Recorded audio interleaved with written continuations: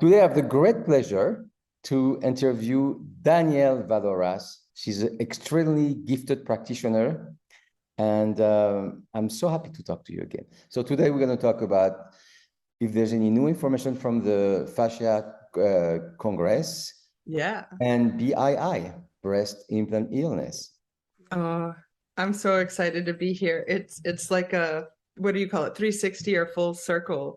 Yeah. Because the first experience I had touching a body was Lymph 1 with Paula G in Charlotte. And I think that was about 5 years ago. And ever since then, it's totally changed my trajectory of life. So introduce yourself. What's your trajectory? Yeah. So my name is Danielle Valoras. I am a physician assistant since 1999, and been practicing manual therapy for the past 5 years, starting with lymph and visceral. So I'm not a licensed massage therapist, and my interest in schooling through Chikly has really been lymph, brain, and deep lymph, like and visceral. So I've added this to my PA practice as first line assessment and therapy, and it's just really changed the trajectory of my clients' healing as well as my own healing. So I run an integrative practice called NavWell RX, and I integrate manual therapy and functional medicine type modalities. And I hope there's other PAs that will listen to this, or certainly massage therapists, but like this should be first line treatment for autoimmune, chronic fatigue. I work with a special population called breast implant illness. So people who have breast implants and then have explanted, this type of work just really is profound for them. So what did you discover at the other Congress? Anything interesting? So I literally just got back from Montreal, and where to start? The overall thing that I took home from it is everything is integrated, right? Like, I mean, you can talk about each guru in itself, but there's a Robert Slipe did some poster presentations, and I spent most of my time like in the poster sessions where people have done some research and like looking at the fascial stiffness and how it relates to depression, looking at and being able to objectively measure scar tissue and how it impacts fascia or even lymph, right? Like, because it's all interconnected. Listening to, and they had Freya, the body world, the body works Plastinate there. And I should run and get the little pamphlet for you so you can see her. And just looking at literally the thing I walked away with for the whole sessions were how everything is interconnected. Your thoughts, how they impact stiffness and tightness, fascia, right? Your fluid load, how that impacts the fascial system, and how that fluid load impacts your pressure systems, right? And can impact your brain, which impacts your gut, and all of that. I mean, I wish I could just say, hey, this one lecture was it for me. But what is astounding is that from physiotherapist to physical therapist to massage therapist, this is exercise physiologist, from a microbiology level to a macrobiology level. Like everybody's bringing their ideas and their research together, and this is going to help the human be more, better, different when it's all collective, right? And then hopefully we'll see the integrativeness from the functional, well, I'll just call it functional medicine, naturopath, Ayurvedic, and how that impacts the body too.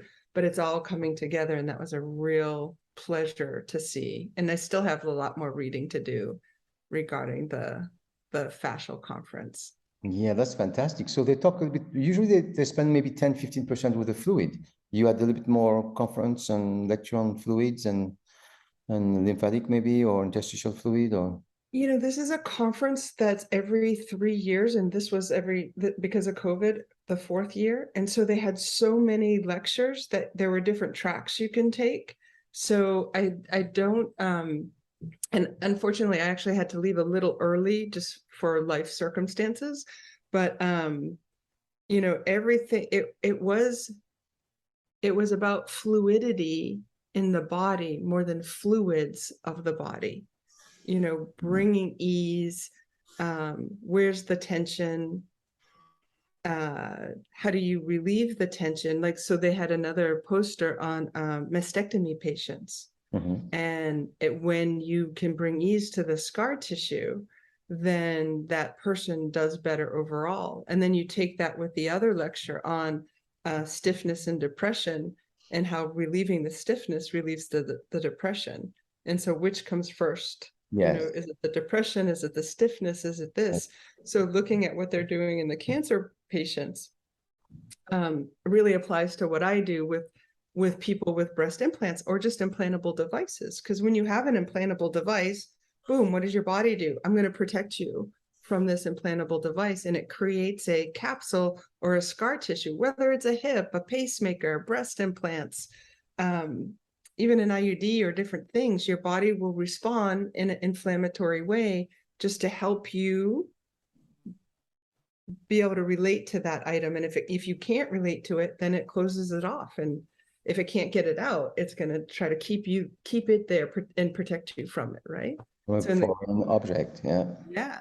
And so in the case of breast implants, people think the scar tissue, I don't know, this is a body work world, right? So people, if this was my breast, which it is, right? People think the scar tissue is right here. The scar tissue is all of the breast because that's where the implant is. And if you have it under the muscle, it's under the pec major that's been cut this way, and it's sitting on the pec minor. And then what's near the pec minor and around this side, the serratus and the lat. And then another conversation, which I still need, I don't know that I would do it any justice, but is when you cut a muscle or you have pressure on a muscle, you can inhibit it or activate it, right? And so what happened, and this is where I need more study, but what happens when you have the breast implants here? Maybe you inhibit the serratus or irritate the serratus, which maybe shuts down the lat, which then maybe makes you trap dominant. And if you're trapezius dominant, right? Or maybe, what comes first? One side, not on both sides. You're going to be on it could be one side, it could be both sides. But then what's right next to, when that's like that, the nerve that innervates the trap is the accessory nerve, I believe. And what rides right by that accessory nerve? The vagus nerve, right? Like, so it's all interconnected. So if you're like this all day long, and if that accessory nerve gets irritated, then the vagus nerve can get irritated. And then sorry, I just get so passionate about just the structure. Yeah. Right? Like, see what you did to me? So if you have weighted here, like if you have a set of, let's say, 570 cc's, 2 breast implants here, that's about 1.25 each. So maybe that's 2.5 extra pounds here.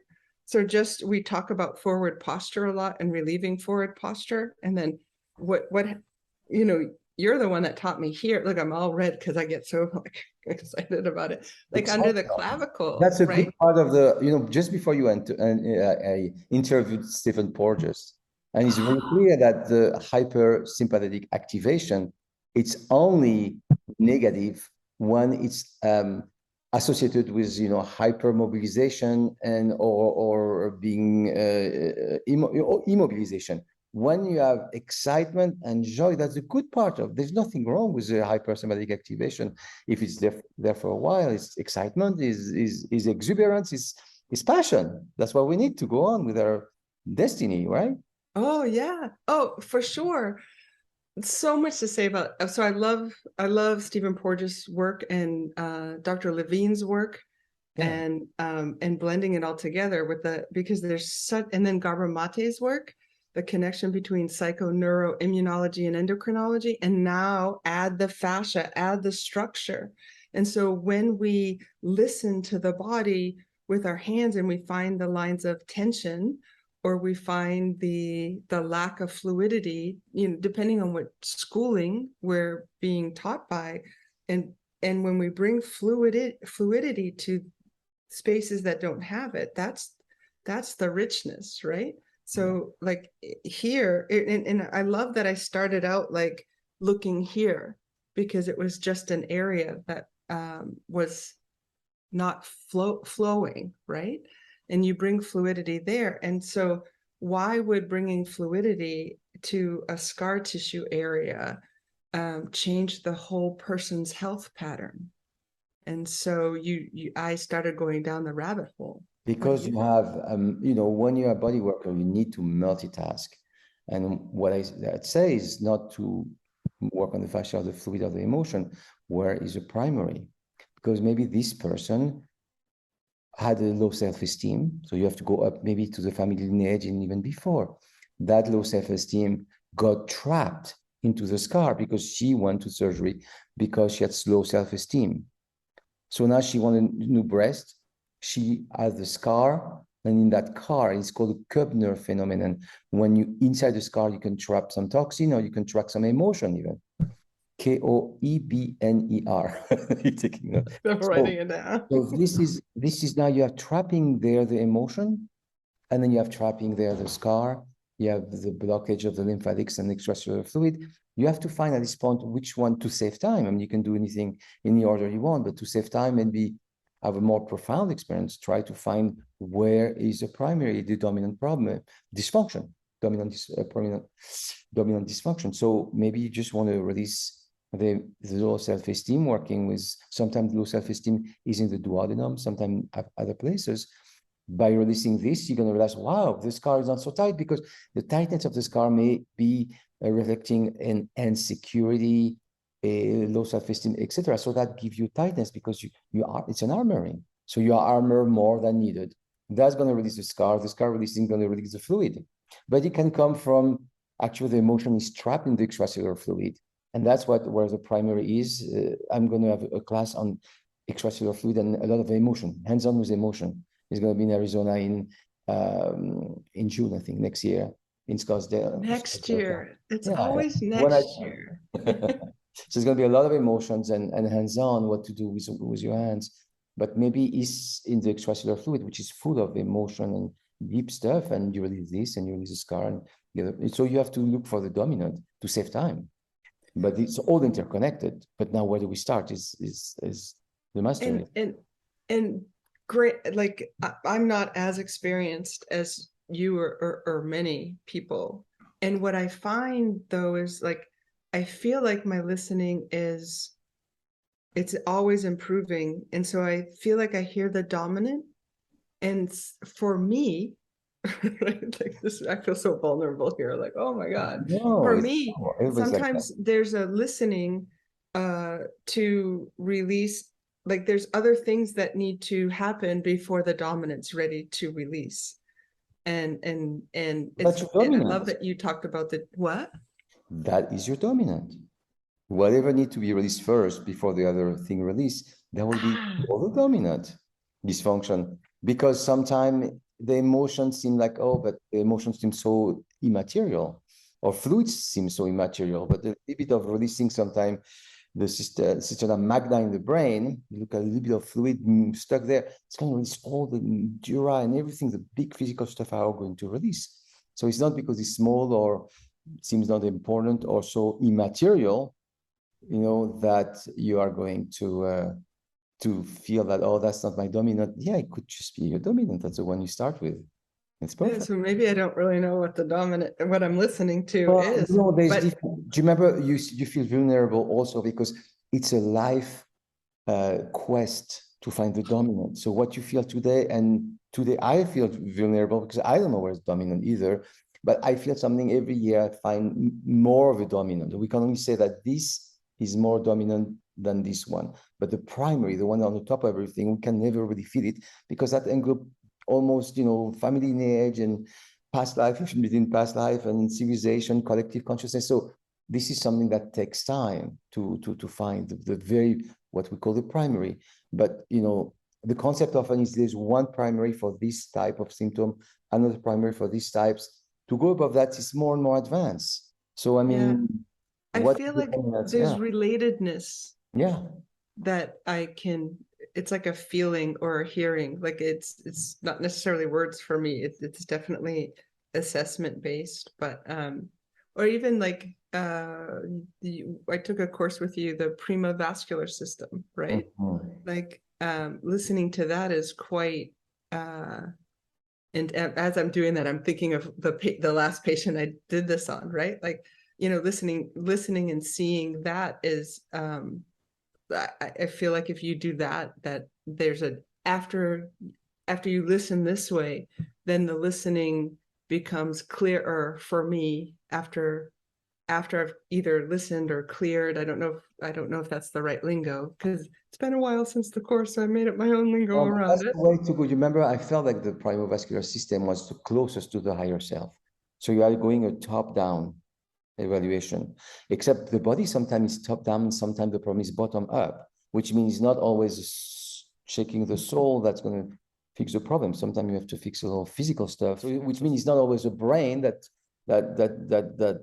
going to control everything. It could be like a tiny joint at the end of your finger that is a dominant lesion for this person, this moment. That's true. I mean, it just feels like it's all related, and it's, for me, it's never one thing, or it's never like 7.5 minutes and then I can say, see you, bye. You can. Yeah, except, you know, when we work with dominant, we do that in the class, if you do this lesion or this lesion, nothing happened. But if you do this dominant dysfunction, now you have 20 things that disappear. So that's just saving you time, because this was more dominant than those 3 or 4 or 5 or 6 things. That's just saving you a little bit of time. And if you miss a dominant, you can have side effects. They have much more time to, you know, but that's it. You don't have, you learn, you play with it until you get more and more dominant. So you use that for the implant. So what kind of symptom you see? I know there's like hundreds of symptoms described for BII, breast implant illness. What do you see more commonly? Anxiety, fatigue. Number one. I remember hair loss was pretty high in the list. That's something. Hair loss. Yeah, hair loss. Hair loss. Anxiety, fatigue, rashes, swelling. Like the fatigue, it can start slow, but when it's when it's been a while, it's profound, right? Like you can't get out of bed, or you can't think straight. Brain fog is another one, for sure. Top, yeah. And, you know, it can be as light as you don't notice anything until they're removed. And then you're like, wow, my ADHD is cleared up, or my thought process is cleared up. And how long after surgery to clear the fatigue, the profound fatigue or brain fog? How many months they take? And that's I wish I had like a set thing for you. What I will say is, so I'll back up. No, I'm sure I can't really, because not everyone gets better after explant. Yeah, some don't. Yeah, some take a little. The longer you've had so if you take the history of the patient, and they've had their, let's say, silicone gel or gummy bears for 3 months or a year, and they're having these symptoms and they have them removed, I've seen those symptoms go away faster. Yeah. Right? Yeah. There are 5 generations of implants. So the 5th generation has the most chemicals in it. Saline and silicone have the same outer shell, and they can all cause the same impact. They just have different timelines and trajectories and microbiome issues and things like that, right? So if this is your second implant, and you've had these for, let's say, 10 years, and then 10 years before you had another set, those people, when they're sick, sometimes it's harder for them to optimize their health because they've had them really for so long and their body's been dealing with the impact for so long. For those who have autoimmune disease and then get implants like myself, right? And then explant, I think optimizing health is a longer journey and it's totally doable. For those who have ruptured, it's a different conversation than like a frank rupture, silent rupture, and what they call gel bleed. It's all a different trajectory. And the data shows that when you remove them and the capsule around it, you improve in these symptoms. Some improve right away. Some take 3 months, to go like, oh, I have improved. Some improve and they're all better right at explant. People who carry, oops, sorry. No, I was thinking, you remember the studies are for people who don't do anything after the explant. So when you do all the thing we do by draining the liver and removing the toxin, the tissue and everything, we already beat the statistics. That's why I ask you experience, when you work on those people. So I have this last case that I did. I actually present, and I'll present her at the Breast Implant Health Summit that we do. She, a remarkable lady. She had saline. Now I'm going to forget saline implants. And she was doing all the things, all the supplements, all the nervous system work, except for, like, I now look at lymph as part of a drainage pathway, right? Liver work, kidney work. And she had just slowed down on that, right? And so her bowel movements were maybe every 3 days, or very hard. Unless she was doing something to achieve one bowel movement a day, she would not necessarily have one. So when you open up the drainage pathways, in my world, like, miracles happen, right? So in theory, you keep those open and fluid, which the lymph is the biggest part of them, right? So for me, when I can test, just, we can all test here for like stress and tension and if you're flowing and things like that. But people with breast implants that are, I would say, negatively impacted by them, this feels rubbery. This feels not like a normal skin. Right. But even if you work with cocaine addict, or if you just want to stop smoking, if you get to a stage when you drain, after 5 years, they still want, to smoke once in a while. They feel the need to, and if you drain them, you feel like there's some molecules stuck somewhere in the tissue that if you remove them, they feel so much better, because the drainage system of the body, if they don't breathe especially well, eat especially well, exercise a little bit, do this, do that. But even though under the skin, the exercise doesn't touch so much the lymph under the skin. And in the limbs, you have, 65, 70, 80% of the lymph under the skin, not in the deep fascia. Those are not even stimulated by exercise or deep breathing or things like this. By joining with your hands, sometimes you release something that is going to be extraordinary, and it was not touched by the body up to now, and they finally don't want to smoke at all. They finally don't want to meet all their friends that take cocaine, even though they stop, but they still have those people. You drain them, and sometimes it's spectacular. This is, I don't want to meet those people anymore. I don't know, different vibration. So you always have something left in the tissue that the lymph really, really help, on top of all the rest, on top of helping the function of the kidney, adrenal, liver, everything else. Yeah, and you bring up a great point, actually a couple within that whole sentence. So if you just think linearly, silicone loves fat.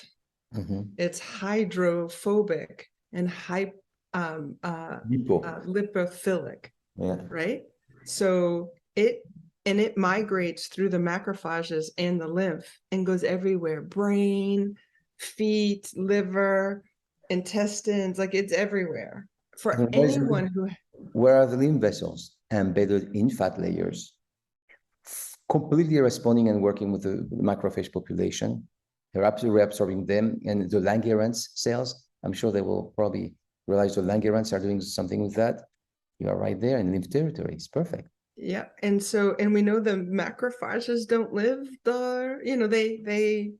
they're, I don't know that they're born, but they arrive and then they die, and then other macrophages have to eat the debris of the old macrophages and the silicone. So our body doesn't know what to do with silicone. And anyone who has implants has silicone, whether it's saline or That's silicone. one of my questions, Danielle. So in saline, you have how much toxin and other thing you have. It's not just salt. People imagine it's water and salt, but what is in saline? Yeah. So let's just talk about the envelope that embraces or encompasses whatever the contents are in the inside, right? And some manufacturers have double layer of this envelope, some triple, some textured, some smooth.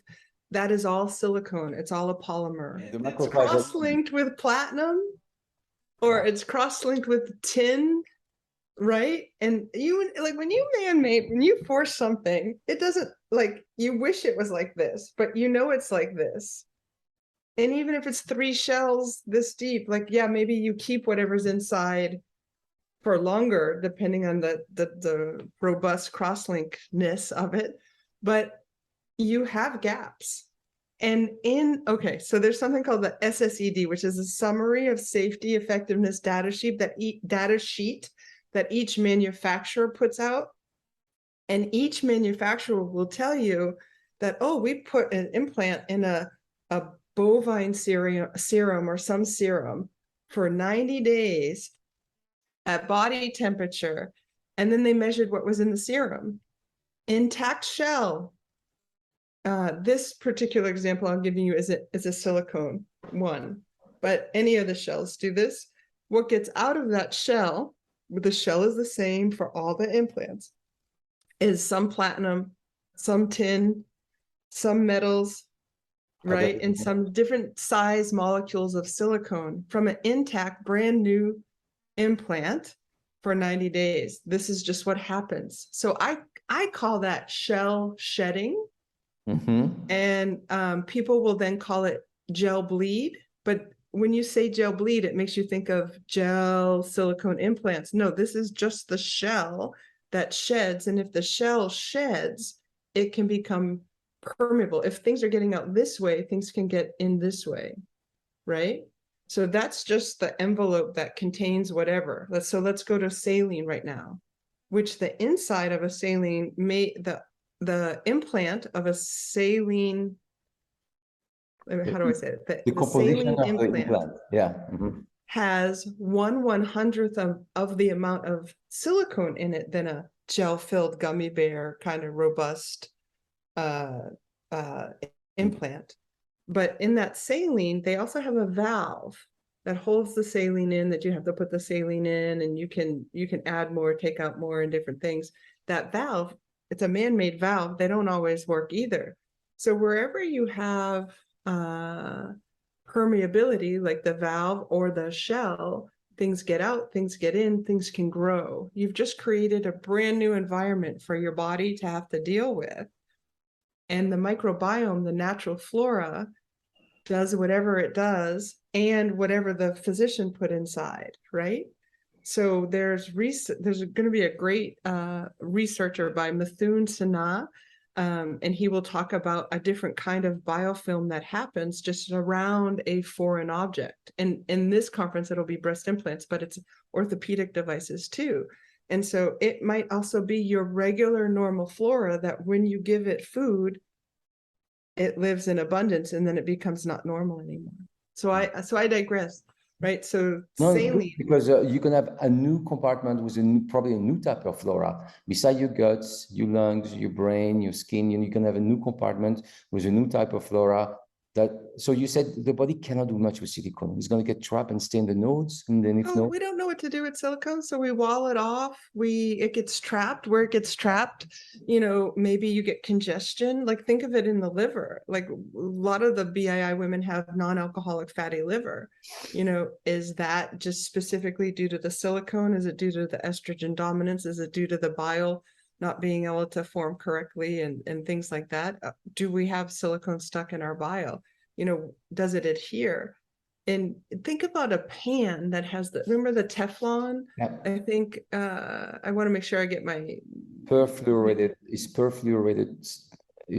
a fluor, it's called perfluorinated components. Yeah, that's a thing. Yeah, it's so it's known as a toxic. It's only known as a toxic component, and estrogen-like also. Say that last one. Estrogen-like. Yeah. Oh, well, it's totally an endocrine disruptor, a methylation disruptor, and all of that. But like silicone is slick, and yet it's a good insulator. So it travels around, and it's almost like a game of like musical chairs. Like where will it get stuck? But look where it has to come from. And look at this whole brachial plexus, this rich lymph area. Like it has to go through here. And can you imagine if you're scar tissue and you're stuck and you're congested here, you can't flow anymore. And then your head can't flow anymore, just structurally. Like think of like just impacting here and impacting that whole rich nervous system right at the brachial plexus, right under the collarbone. So we have a sewage that is stuck and inflamed. We've got inflammation, and so do we have more inflammatory and autoimmune disease with silicone than saline, or it's about the same amount? By the time you get autoimmunity, you've, I think, had it for a long time, right? Same amount with if it's silicone or saline implant? I know there's not enough study, just in case you know. I think the older, so there's 5 generations in 60 years, right? So the older and the saline may take 10 years for you to appreciate symptoms, assuming they don't deflate or do the things, right? And the silicone more often? The silicone, especially the 5th generation, is, for me, I see it faster. And, you know, we have 4 different populations, really. You have people who, like myself, who just wanted implants to have a different looking chest, shall we say. Then you have those who wanted that but needed revisions, like it was time, or one was ruptured, so you had to re-implant a new one. And then you have people who have had cancer or a structural deformity that they wanted to fix with implants, and then those who need revision. So I forget why I was actually telling you that. So there's different reasons why you have the implants. And the autoimmune disease for silicone compared to saline implant. Yeah, and so the saline, I see it, by the time they find me, it's been 10 years, and now they're sick. And not everyone will have autoimmunity. You'll have this prodrome before X happens, right? So in the Dow Corning days in the 1960s, the only thing they needed an objective measure to say, oh, you had rupture. Oh, look, you have a high ANA. Oh, look, you also now have this autoimmunity. If you had these 3, if you had free silicone, high ANA, and a diagnosis of autoimmunity, you were able to win compensation. From Medicare. For the Dow Corning to give you, they lost, right? But you needed this objective measure, but women don't, or men even now in transgender, you don't get, it's not a high ANA that tells me your breast implants are the problem. We don't have an objective measure. So right now it's still considered a diagnosis of exclusion. And it's still not, BII is still not there's no code for it. It's not an accepted. Not yet. Soon, I hope. There's a Dr. Jan Travert he's from Canada now, but from the Netherlands. And he wrote a dissertation on BII being a true diagnosis because of the definition of what they call the Bradford-Hill criteria. And that's how things like vasculitis got approved. And so we meet this criteria, and now we still have we have to create the legacy that it's true. There's another doctor in Brazil, Sao Paulo, Brazil, named Dr. Eduardo Flore. and he's a radiologist who works with oncology, radiology, and has a PhD. And he'll look at a breast MRI, and he'll be able to look for something called a silicone-induced granuloma within the breast implant capsule. These things can be so small, Wow. and that's called SIGBIC. So what I use in my practice is if anyone comes to me with implants and they're like, I don't know if it's my implants or is it mold, is it COVID, is it vaccine, you know, what's going on? What I know to tell them is that you have implants, or any implantable device, a dental implant could cause immune vulnerability, inflammation. So let's try to deductive reason this, right? And so if they get the breast MRI, objectively, they show SIGBIC on it. I know that's inflammatory. I know that in the literature anyway, single center study with Dr. Fleury is that if you have SIGBIC, I know that that can lead to what they call BII-ALCL, which is a lymphoma, or it can lead to BII. And now we're finding, the FDA just announced on the 8th of September that they've defined squamous cell carcinoma within the breast implant capsule itself. Squamous cell in the capsule from the implant, smooth and textured and saline and silicone.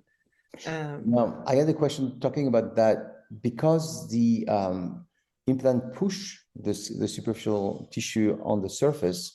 Sometimes it's easier to find a tumor or a tumor cyst at palpation. So do we catch some cancer faster?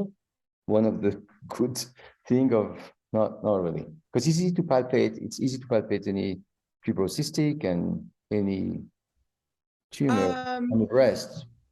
But if it's under, I don't think so. Like for BIALCL, they'll talk about seromas, but something happened to cause the seroma. So let's catch it before here. I don't know that it's been looked at. What's intriguing is, and this is anecdotal, this is just experience. I see people having breast implants with DICS, the ductal carcinoma. And it's not really, you know, tumor-esque, but they have breast implants, right? Pre-tumor, we call that. Yeah. Pre-tumoral stage, yeah. And so they haven't, you know, there's not really long-term studies on breast implants. That's one of my, and so at the end of the day, I look to see for an objective measure like this SIGBIC. If you have symptoms and you have SIGBIC, to me, let's start there and get the implants out, explant that and the capsule around, right? There's a lot of controversy on how much capsule do you remove, blah, blah, blah, blah, blah, but remove the whole capsule. And then follow up with an ultrasound to make sure you don't have a seroma or a late stage seroma. And then your symptoms, it's interesting because they will improve. That doesn't mean, when you read the literature, improve doesn't mean all better. Like when I read it before I explanted, I thought, oh, that means I'm going to be all better. No, I'm better. When you feel like death and then you're not dying anymore, you feel friggin' fantastic. But I wasn't all better. 5% is better, 10% is better, 20% is better. Right. How many percent? I know. So sadly, I don't have that end to that person. You know, like I can't say, oh, you'll be all better or things. I wish I could, but we're working on that. We're working on that. Hopefully this year we'll start a trial called How to Optimize Health Post-Explant, and it will be called HOPE, and it'll just be 20 patients to start, but we're working on looking at what all that means. So let's come back to your patient that comes and says, I don't know if I'm depressed, I don't know if I have long-term COVID, I don't know if it's, you know, chronic fatigue, and I have my implant. So you're going to find a bit of SIGBIC in when you do the MRI. Then what's next? Are you gonna ask them to explant? How often do you do that? Or yeah, well actually what we do is I call it a lymphatic assessment, and you know, I do a listening for them, and then we treat whatever the listening is, and you do this lymphatically, and the nervous system, they get more calm, they get in touch with their body, healing already begins, right? So it's not like everybody, lymphatic is always assessment and treatment, always, always, always. And it's usually like the number one thing we do, regardless of what's going to happen here, right? I mean, truly, that's what we do. And some people who choose to keep their implants in, like that's how we maintain their health, as well as replacing deficiencies, looking at systems, like through the Krebs cycle, supporting their mitochondria, organic acid testing, things like that. Like, and then those people, like, if they're happy with the level of vitality that they have, it's they enough. do this. They keep the That's if they're good enough. Empowered choice for them, right? If they have SIGBIC and all this, then we're monitoring that granuloma every year, right? We don't have an N yet, but this is what I do. So let's say they have symptoms, they have this granuloma, then and we can't optimize their health in any different way, right? Some people, it's a long conversation because it's hard. It's emotional. It's having to deal with, I just got these implants 5 years ago. I need to explant. What is this going to do to my family? How much time am I going to be out of work? Do I really want to, what am I going to look like after? Like it's a journey. And so it's not always like, oh yeah, go explant and have a nice day. But when you know what you need to do, you know. And so then we walk through explant together, usually. And now I see people globally now, so it's a different kind of walk. And thanks to COVID, we have Zoom and all this kind of stuff. So, but there's, so explant, like, is if you have SIGBIC, explant. It's and I don't mean to sound trite, but it's low-hanging fruit for inflammation. If I knew you had a parasite, we're killing the parasite, getting it out, right? If your diet was horrible and that was causing inflammation, we're suggesting to change your diet.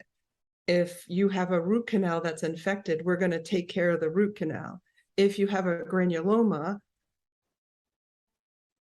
in your capsule space, we're removing that. Now, then the question is, do you put anything back? What do you do with that? Do you just heal? And that's another podcast for another day. The option is you put something back. So if you can, preferably saline. Yeah. Or no. So aesthetically, you're going to put a prosthesis, a soft. So we talked about the shell and how it sheds, right? That's always going to happen from day one you put it in. If you're already impacted by the silicone, which for some it'll be a sensitivity, allergic antibody thing.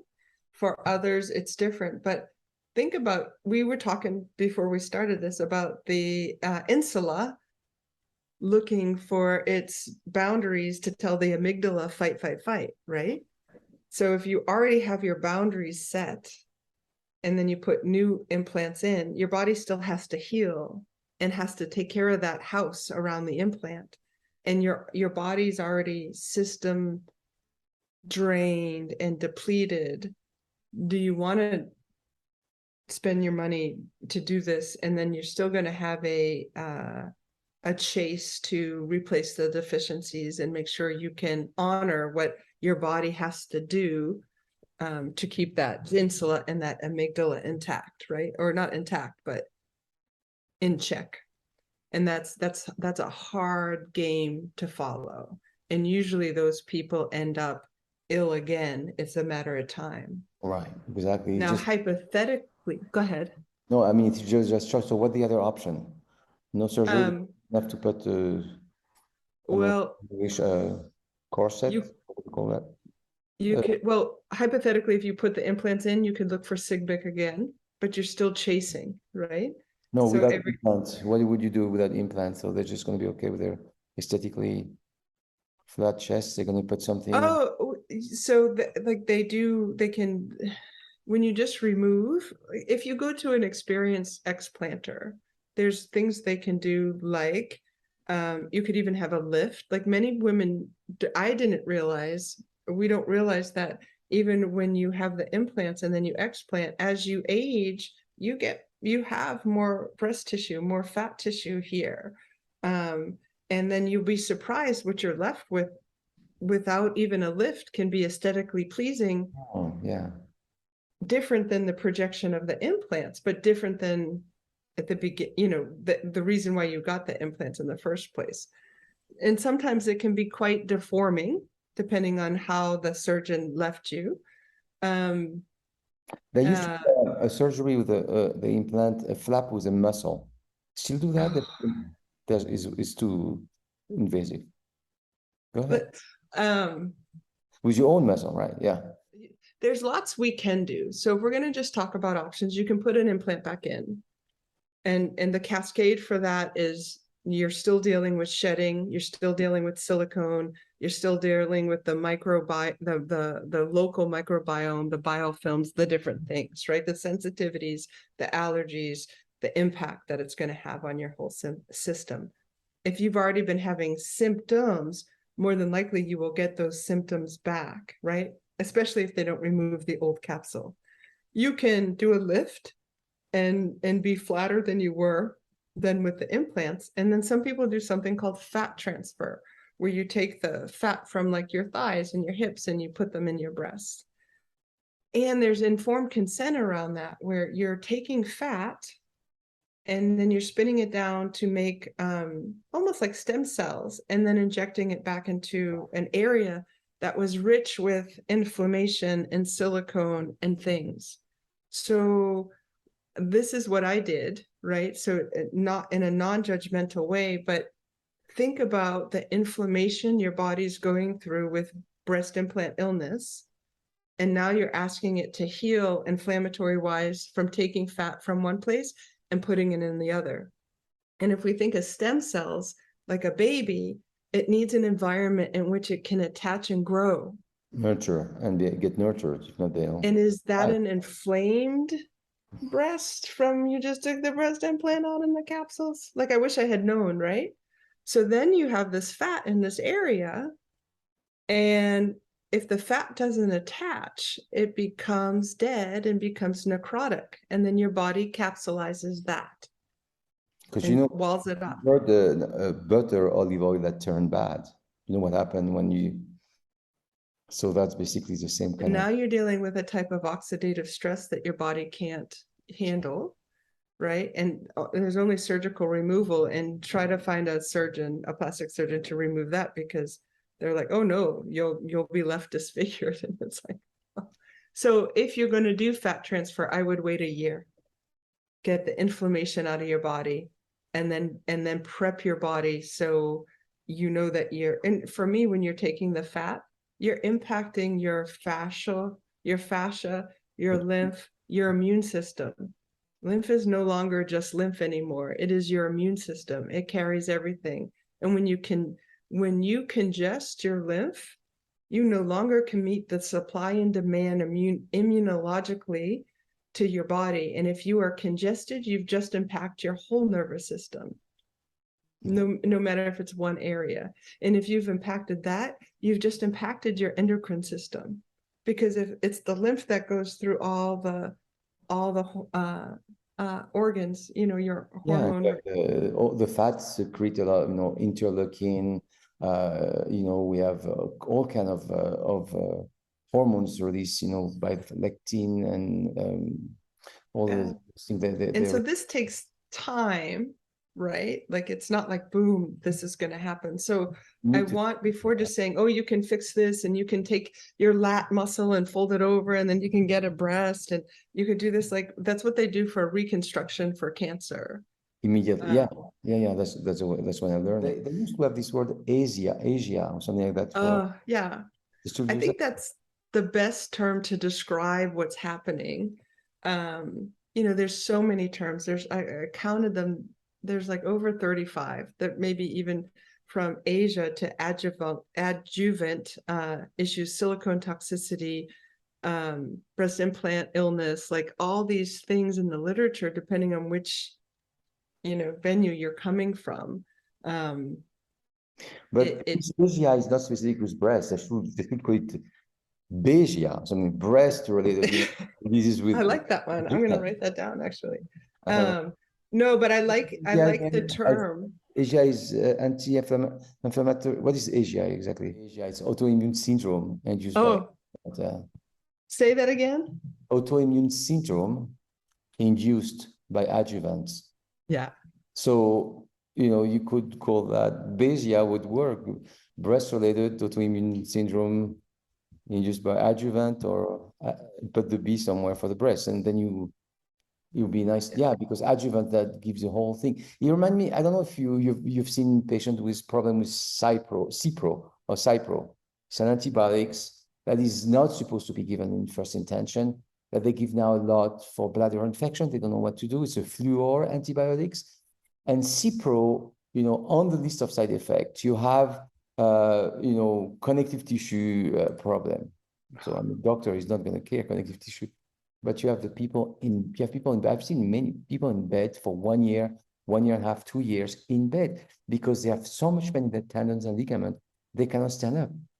And that's just, soft tissue problem or pathologies, nobody cares, but it's really, really bad. And the feeling under your hand, every fluid, cerebrospinal fluid, extracellular fluid, lymph, even the veins and artery, you have such a sewage of something that the body cannot eliminate. It looks like you have a paint, what do you call that? Lipid-based paint that you try to get rid of with water. Because you cannot, when it's yeah. like you don't have the macrophages, don't have the tools, and the lymphocytes and Langerhans cells and all those cells don't have the tool to get rid with water of what do you call that? Lipid-based? No, it is water-based paint and oil-based. So they don't have. It's like they try to get rid of oil with water, and it takes forever. And you help them, but sometimes it works well, sometimes it doesn't, because it's sewage and all kind of stuff. Like you can imagine, silicone would be the same thing. Stagnant here, the body doesn't know how to get rid of it. Put some in some cells, put some in some vacuoles, some in the nodes, because they're going to have to go to the nodes, and then you're going to help them evacuate, but it's going to take a lot of time. And the little arms of the cells need your big arms, big hands, they're little lilliputs, and they're going to need your big hand to help a little bit nature on its way, because it's very, very hard for them to do it on their own. Every woman, anyone with an implantable device should have lymphatic therapy. It might not be cost effective to do every week, but honestly, if people are having issues, that I think the lymphatic drainage is it's number one therapy. It was for me in my healing, and it is like you have to move the lymph. And I don't know if I'll get in trouble saying this. I don't see dry brushing moving the needle. And I love what's coming out in technology now, but there is nothing like the co-regulation in the safe space that people who know how to do. And the specificity, because with the dry brushing, you're not going to have the rhythm, the depth, the right direction. Sometimes you're not going to know proximal to distal and all those concepts, even with the machine they come up with. Yeah. No, I think, and there's more to, I think, especially in your courses, like we listen and we treat the entire person, and that safe space is also what heals. Yes. The person heals themselves, and we just bring fluidity to it. Yeah, this time we're going to support them. We're not going to bring something invasive inside of them. The cells know the difference. It's crazy, but it's true. And the biome know the difference when something is coming aggressively or something is made with love, and to really help and supporting the process, the biological process already happening in the body, and not just, I wonder if they're going to come up with an enzyme or something simple that can destroy silicone one day. Anybody is doing any kind of research? Well, what's intriguing is, at the summit, Methuen, Sana Methuen will present on the biofilm, and I'm going to get it wrong, but there's something called the OM, or like home. I think it's spelled HOM, maybe even E, and it's a bacteria. And so that you can, hopefully he will show the example of the rats without this bacteria overgrowth in the biofilm. But the rats that didn't have the bacteria, the implants, were running like fast and trying to get the treat. And the ones who had the implants and this bacteria couldn't go for the treat. And then finally they just said no more. So when you take away this bacteria, potentially with enzymes and different things, then the rats can run again. So at least the chronic fatigue of it might be a bacterial. I think it's multifaceted. It's not going to be just one thing. But I think the silicone or the object creates an environment in which X happens. And so they grow on the microfilm, the bacteria. So you eliminate microfilm, you could eliminate the bacteria for that particular cascade. Just for the cascade. But what's interesting in the 60s and in the 90s, what they found was in the women who had the ruptured implants, that's where they associated with the autoimmunity, right? So the connective tissue disease with silicone, direct effect. And then in the it might have been 2000s, early 2000s, the FDA said no more injectable silicones because injectable silicone is bad, and it was banned, right? Except for, I think, ocular stuff in small quantities, which they're now finding that causes the same trajectory as even BII, but from an ocular injection or free injection. So any injectable silicone is typically off label now. But so in my brain, I was just like, okay, ruptured is free silicone, injectable is free silicone, and they're telling us it's bad. Dow Corning just lost what, 7.3 billion or dollars and things like that. So free silicone is bad. Then you read that SSED and they're telling you like, oh, our implants give you free silicone with an intact shell. It's for free. It's free. No it's charge. Free for you, you know. And so, and we don't even need to go into the rupture rates for silent rupture, but free silicone is just bad. And until proven otherwise, that's the trajectory I take. Like move. And Rita Capel from the Netherlands did an autopsy on a woman with ruptured implants. And she looked in the brain and followed the lymph patterns, and she found the silicone everywhere. You can expect that, for sure. And the best news of all is it was in the GI tract from here, from the brain, like and the majority, like liver, GI tract. So if it can get there, we can keep moving it and get it out. But it takes the lymph to do that, and takes therapists to move it for these people. That's beautiful. Yes, some can be nice to know how many percent is there, how many percent goes where, and then you know what to focus on. Yeah, that's great. That's super interesting. That's a fabulous word. I mean, you know, the world of BII or Begia. I like that. Or yeah. We'll have to, I'm going to talk to Dr. Trevert and I'll be like, hey, can we just put a B in front of it and see? On the end.